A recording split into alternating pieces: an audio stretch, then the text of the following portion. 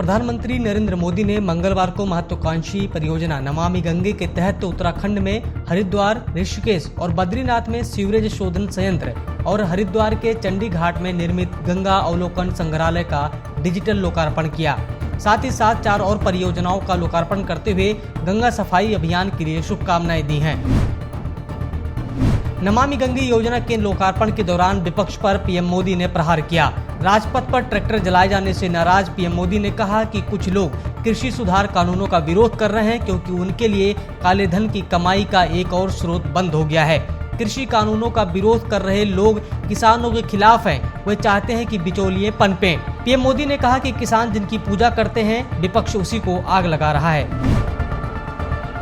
UP के हाथरस में gangrape की शिकार लड़की ने सफदरजंग अस्पताल में दम तोड़ दिया। 19 वर्षीय लड़की के साथ 14 सितंबर को हाथरस के चंदपा थाना क्षेत्र के एक गांव में दरिंदगी हुई थी। वहशियों की दरिंदगी की शिकार पीड़िता की रीढ़ की हड्डी तोड़ दी थी।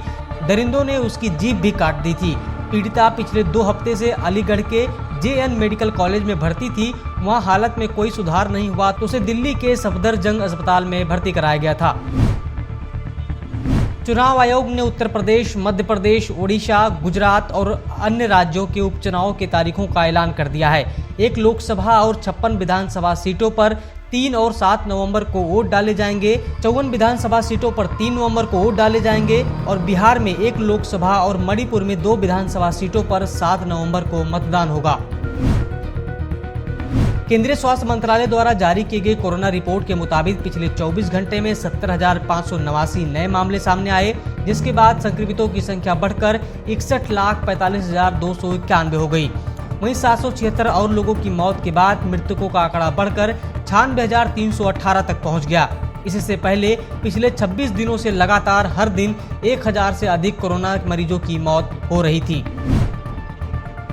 झारखंड में कोरोना वायरस से संक्रमितों की कुल संख्या बढ़कर 81,417 हो गई है। स्वास्थ्य विभाग की रिपोर्ट के अनुसार राज्य में पिछले 24 घंटे में 9 और मरीजों की मौत हो गई, जिसके बाद राज्य में मरने वालों की संख्या बढ़कर 688 तक पहुंच गई। इसके अलावा राज्य में 1508 नए मामले दर्ज किए गए, जिन्हें मिलाकर अब राज्य में संक्रमितों की कुल संख्या 81,417 हो गई है। झारखंड के सिविल कोर्ट ने तबलीगी जमात से जुड़े सभी 17 विदेशी नागरिकों को बरी करने का आदेश दिया है। कोर्ट ने 2200 रुपए के निजी मुचलके पर इन्हें रिहा करने का आदेश दिया है। इन विदेशी नागरिकों को कोरोना फैलाने के आरोप में रांची के हिंदी पीढ़ी इलाके से गिरफ्तार किया गया था। करीब 3 महीने रांची के होटवार जेल में बंद रहने के बाद 15 जुलाई को झारखंड हाईकोर्ट से इन्हें जमानत मिली थी। अब सिविल कोर्ट के इस फैसले से इन विदेशी नागरिकों के अपने वतन लौटने का रास्ता साफ हो गया है। झारखंड की राजधानी रांची से सटे ओरमांझी में 10 युवाओं द्वारा ईसाई धर्म अपनाने के बाद बवाल मच गया है। खबर सामने आने के बाद आदिवासी सरना विकास समिति और उरांव जनजाति धर्म संस्कृति रक्षा मंच झारखंड प्रदेश के अध्यक्ष मेघा उरांव और उपाध्यक्ष जया मंत्री ने वहां का दौरा किया। धर्म परिवर्तन के नाम पर कभी रांची तो कभी इधर उधर इन लोगों को घुमाया गया। अंत में युवा ईसाई मिशनरी के जाल में फंसकर क्रिश्चियन धर्म अपनाने पर मजबूर हो गए। हाल ही में 4-5 महीने पहले समाज के द्वारा सरना रीति रिवाज से उनकी शादी कराई गई थी। अब इन लोगों ने क्रिश्चियन बनकर अपनी अपनी पत्नी की मांगों को धो डाला। ग्रामीणों ने कहा कि हम लोग एकजुट हैं और इसके लिए मुकाबला करेंगे। आतंकवाद से लड़ने के लिए भारत सरकार द्वारा बनाई गई राष्ट्रीय जांच एजेंसी यानी कि NIA की एक शाखा अब रांची में भी होगी। सोमवार को केंद्रीय गृह मंत्री अमित शाह ने गृह मंत्रालय के वरिष्ठ अधिकारियों के साथ एक समीक्षा बैठक की।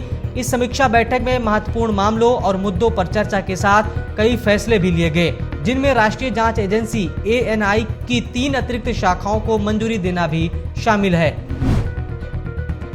उत्तर भारत जम्मू में न्यूनतम तापमान 20 जबकि अधिकतम तापमान 35 डिग्री सेल्सियस के आसपास रह सकता है, यह मौसम विभाग का अनुमान है। शहर में आमतौर पर आसमान साफ रहेगा। मुंबई में दोपहर या शाम को गरज के साथ बारिश हो सकती है। मौसम विभाग ने बताया है कि यहाँ का न्यूनतम तापमान आज 27 और अधिकतम तापमान 32 डिग्री सेल्सियस के आसपास बना रहेगा। राष्ट्रीय राजधानी दिल्ली में आमतौर पर आसमान साफ रहेगा। न्यूनतम तापमान 22 और अधिकतम तापमान 36 डिग्री सेल्सियस के आसपास रहने का अनुमान है।